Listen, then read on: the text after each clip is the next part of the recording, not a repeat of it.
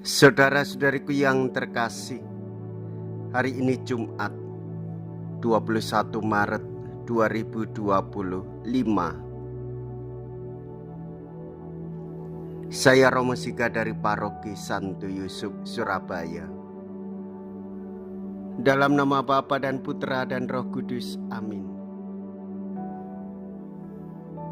Kita bersama Bunda Gereja menghayati Prapaskah. Seperti pada hari Rabu yang lalu, kita dihadapkan dengan penderitaan. Yusuf, putra kesayangan Yakub, dijual sebagai budak oleh kakak-kakaknya. Ia menjadi pralambang Yesus yang dikhianati Yudas. Itulah yang digambarkan oleh Yesus dalam sebuah cerita biasa yang mengarahkan mereka yang terbuka untuk bertobat. Ia adalah ahli waris, mari kita bunuh dia. Mea culpa, mea culpa, mea maxima culpa.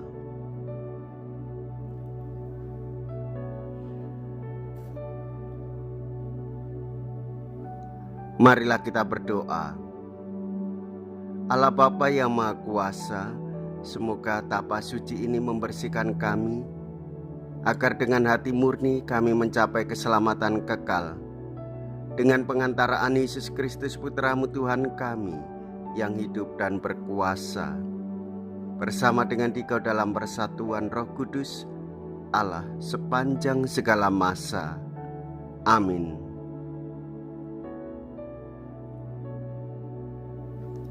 Tuhan bersamamu dan bersama rohmu. Inilah Injil suci menurut Matius. Dimuliakanlah Tuhan. Matius bab 21 ayat 33 sampai dengan ayat 43. Dilanjutkan dengan ayat 45 sampai dengan ayat 46. Sekali peristiwa, Yesus berkata kepada imam-imam kepala serta tua-tua bangsa Yahudi, "Dengarkanlah perumpamaan ini. Seorang tuan tanah membuka kebun anggur dan menanam pagar sekelilingnya. Ia menggali lubang tempat memeras anggur dan mendirikan menara jaga di dalam kebun itu. Kemudian ia menyewakan kebun itu kepada penggarap-penggarap, lalu berangkat ke negeri lain. Ketika hampir tiba musim petik, ia menyuruh hamba-hambanya kepada penggarap-penggarap itu untuk menerima hasil yang menjadi bagiannya. Tetapi para penggarap menangkap hamba-hamba itu yang seorang. Mereka pukul yang lain, mereka bunuh, dan yang lain lagi mereka lempari dengan batu. Kemudian tuan itu menyuruh pula hamba-hamba yang lain, lebih banyak daripada yang semula. Tetapi mereka pun diperlakukan sama seperti kawan-kawan mereka. Akhirnya tuan itu menyuruh anaknya kepada mereka. Pikirnya, anakku pasti mereka segani. Tetapi ketika para penggarap melihat anak itu, mereka berkata seorang kepada yang lain, ia adalah ahli waris, mari kita bunuh dia, supaya warisannya menjadi milik kita.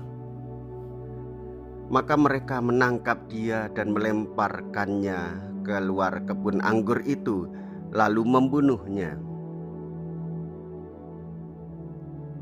Maka apabila tuan kebun anggur itu datang, apakah yang akan dilakukannya dengan penggarap-penggarap itu?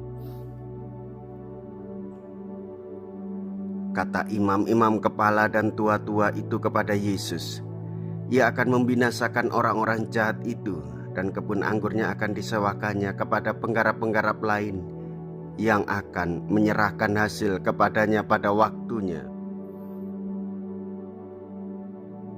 Kata Yesus kepada mereka, belum pernahkah kamu baca dalam kitab suci, batu yang dibuang oleh tukang-tukang bangunan telah menjadi batu penjuru? Hal itu terjadi dari pihak Tuhan, suatu perbuatan ajaib di mata kita. Sebab itu aku berkata kepadamu, kerajaan Allah akan diambil daripadamu dan akan diberikan kepada suatu bangsa yang akan menghasilkan buah kerajaan itu.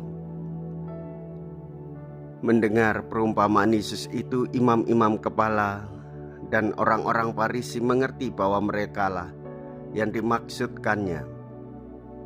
Maka mereka berusaha menangkap dia, tetapi mereka takut kepada orang banyak, karena orang banyak itu menganggap Yesus nabi.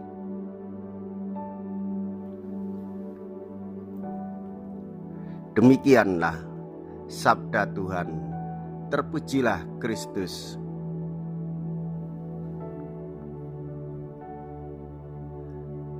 Saudara-saudariku yang terkasih, dalam masa Prapaskah, sebagai orang Katolik kita diajak untuk mengendalikan diri. Yesus mengungkapkan tentang para penggarap kebun anggur yang dalam keserakahan mereka berencana membunuh anak pemilik kebun yang adalah ahli warisnya. Mereka berpikir bahwa dengan membunuhnya mereka dapat mengambil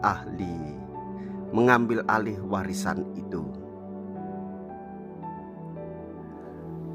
Maka dengan peristiwa gambaran ini mengungkapkan alegori mengenai bagaimana umat manusia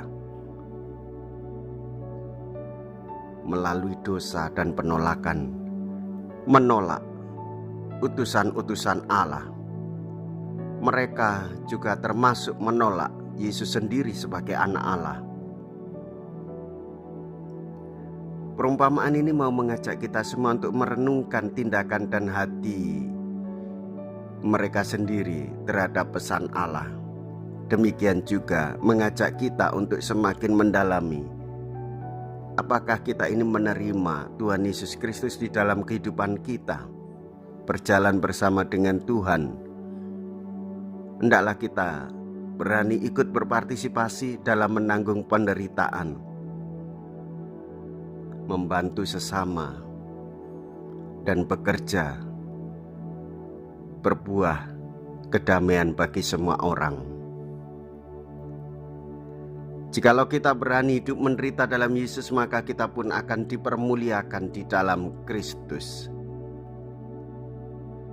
Terpujilah nama Yesus, Bunda Maria dan Santo Yosef untuk selama-lamanya.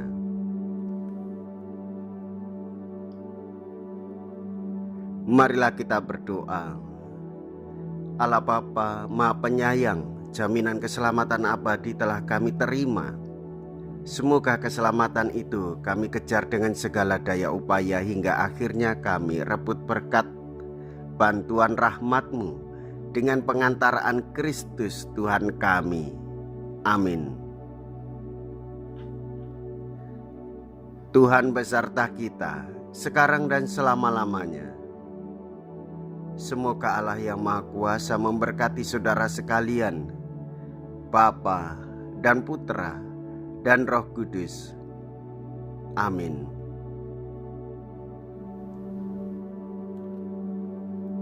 Saudara-saudariku yang terkasih, pergilah, ibadah sabda sudah selesai. Syukur kepada Allah.